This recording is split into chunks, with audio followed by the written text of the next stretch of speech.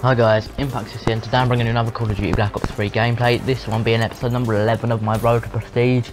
Now I am sorry that my last two episodes, episode 10 and 9, both don't have a proper title to it, besides the actual traditional Black Ops 3 Road to Prestige and the S03E whatever episode after the E.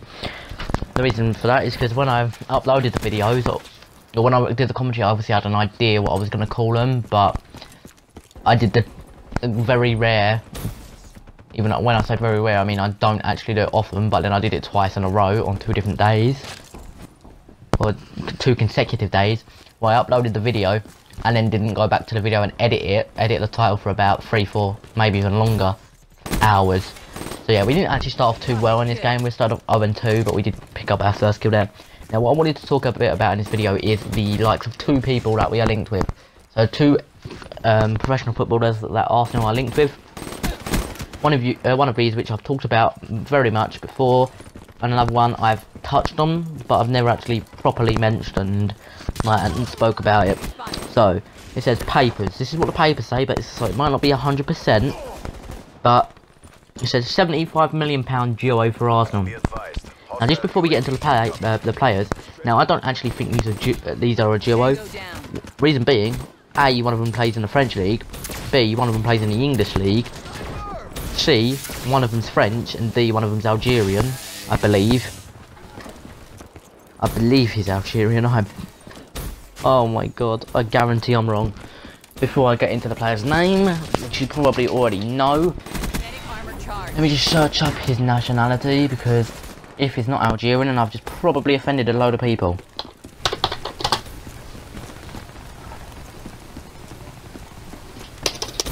That's if I can spell. Right, is he Algerian? Yes, he is. He's Algerian, French and Moroccan. But he plays for the Algerian football team, so more Algerian than most.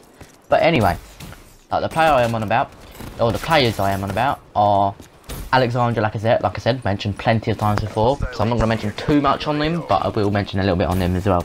And the other one, from Algeria, or Algerian anyway he is, I don't know where he's actually from, Mahrez from Leicester and Leon they are.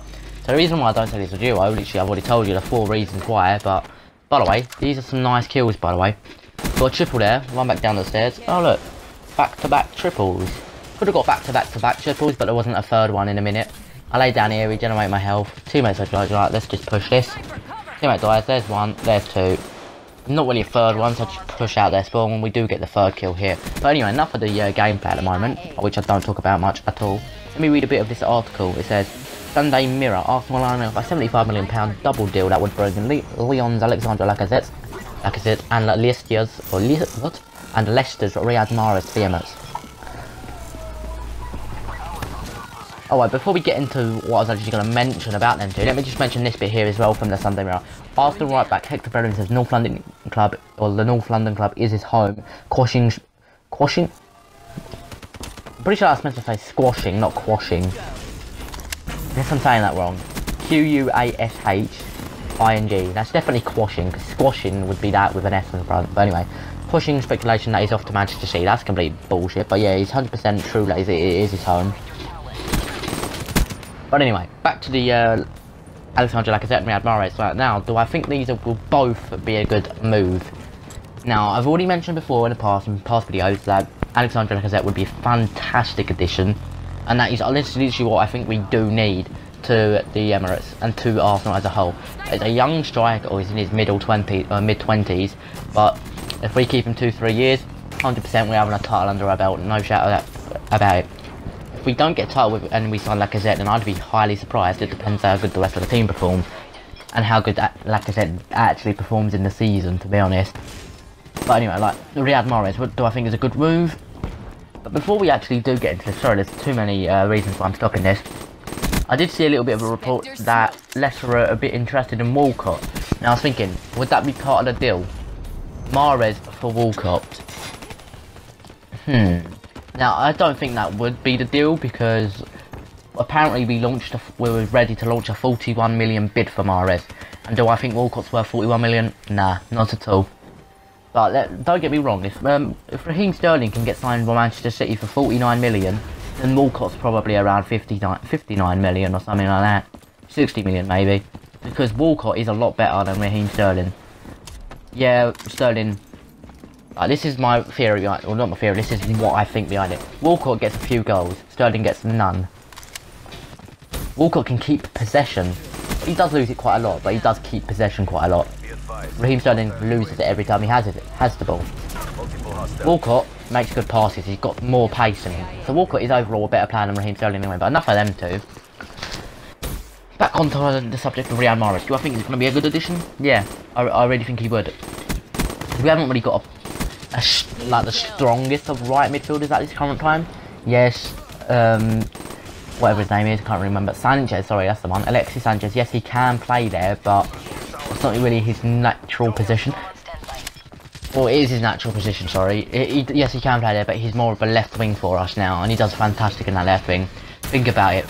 He can literally be on that left wing, all he has to do is get the ball, tap it round one person, and smash it on his right foot, which is preferred foot, I believe, and then it'll go top corner. Well, he potentially can get top corner. It's what he did against Manchester United with his second goal, and it went literally so powerful into that top right hand corner, not even savable. And he did it again against Leicester at the start of the season when we won 5-2. Just so happened to talk about one of Leicester's players, but yeah, he tapped it around one of the midfielders, I want to say, and then smashed it in. So yeah, we need Sanchez on that side. So Riyad Mahrez would be he would be a brilliant addition to that right hand side, purely because of the fact that Hector Bellerin is there anyway to overrun, or to go on the overrun. Walcott, I think he's gone past his peak, to be honest. Some say the peak's a bit later on, but it depends. I think next season, so the season of 2016-17 will be the test season for Theo Walcott. If he doesn't prove himself, then I see us getting rid of him, and I don't really want to get rid of him because he's been with us 10 years. Since he was 16 years old, it seems a bit out of order to get rid of him unless he wants to go. He's at a big club, he's not going to want to go. But by the way, I thought we was doing really well and then I get shot on the side. Not fun. If he wasn't there, that's a 6 kill streak right there, easy. And obviously rising to get that kill streak. By the way, just want to say, how did I lose that first game? Like the first game in the episode, the one on Combine. I went 46-14, I believe, and we lost the game. I have no clue how that was done. And here we go, local teammates who are freaking fantastic, all behind me, except the two to my right. All of them are looking at that window, or a couple of them were in top barn, and then they didn't kill him. I died because of it. But anyway, back to the subject. Riyad Mahrez. So I've already mentioned Theo Walcott. I don't see us keeping him if he doesn't prove himself. Chamberlain, same thing with him. He's a bit younger, so he'll have a couple more years to prove himself. I believe so anyway. Alex Iwobi is going through the ranks, slowly rising to become a right mid at the moment for us. But do I think we should keep him as that right mid? Not at all, because his natural position for for Iwobi is actually a centre attacking mid, if not a centre forward. Now, if I look at this quickly, Riyad Mahrez is currently 25 years of age. Birthday's on the 22nd of February, so he's got quite a few years. Alex Iwobi is 19, maybe 20, I can't remember. He was 19, 100% when we played Everton in the second half of the season when he got his debut goal. Sorry, not his debut goal, but his by debut goal I mean his first goal for the club. Of many to come. He's obviously scored 2 for us currently in the first team. I believe so anyway. So anyway, Riyad Mahrez, if we did sign him, he's 100% getting in the team over Theo Walcott and Alex Oxlade-Chamberlain. Maybe we'd swap him out for Alex Iwobi every now and again for like the cup fixtures, but to be honest, Iwobi's got it hard now. He can't get in that right. If we did sign Riyad Mahrez, he won't be getting into that right mid spot unless Riyad Mahrez is literally been shown up and he can't do much. You can't get into that cam role because of Mesut Ozil. And if Mesut Ozil isn't playing, then Granit Xhaka would be playing there. We can't just deal with it. Seriously, there's too many of us. We've got so many talented players. It's unbelievable. I'm surprised we haven't won the league for a while because the amount of talented players we've got, especially now. If we don't win the league next season, so the 2016-17 season, I will be absolutely lost for words, really. Think about it. Look at the most talented midfielders we have, and the defence, to be honest. Bellingham and Real, fullbacks, fantastic players. Just one thing wrong with Bellingham at this current time is that he's a little bit young, but he's getting there. He's still fantastic for the age he is. Next year, much better. Every year he will be getting better. Now, centre backs. Just signed Rob Holding. Not a bad player at all, but he's a bit young. Give him a couple of years and he'll be fantastic. Hopefully he'll be as good or better than Koscielny in a couple of years. So yeah, Koscielny, obviously a fantastic centre back. Now we go into the midfielders. Sorry, I didn't know that kid was there. He jumped on my head. But anyway, into the midfielders. We have the likes of Santi Cazorla, Francis Coquelin, Mohamed El Neni, Granit Xhaka, Mesut Ozil. Who else? Jack Wilshere, Aaron Ramsey. All fantastic players. Now, some may think Aaron Ramsey is absolutely terrible and Wilshere's terrible. No, they're not actually terrible. They're actually quite good players.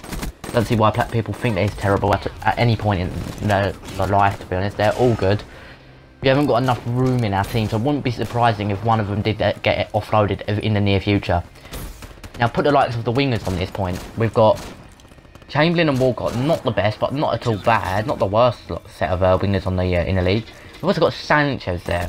Now, add Mahrez to that. Our midfield would be impeccable. Now, just put them at that in a bit more different concept. The front three, not including the forward.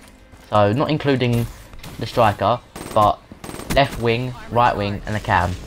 If we added Riyad Mahrez, we'd have Sanchez, Ozil, Mahrez. Sanchez, Xhaka, Mahrez.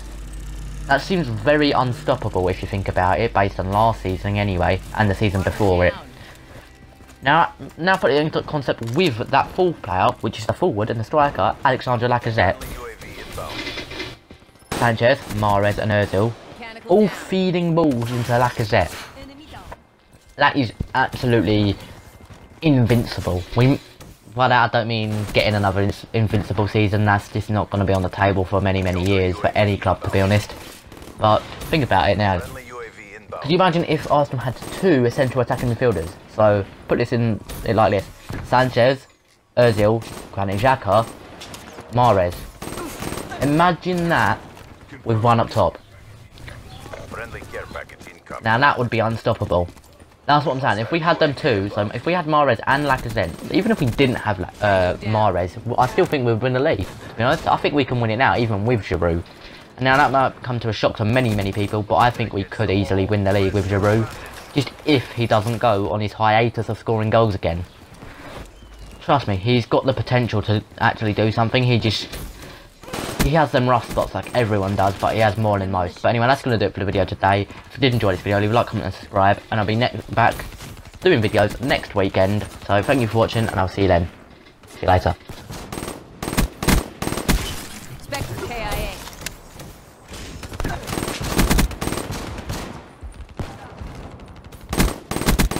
Drop.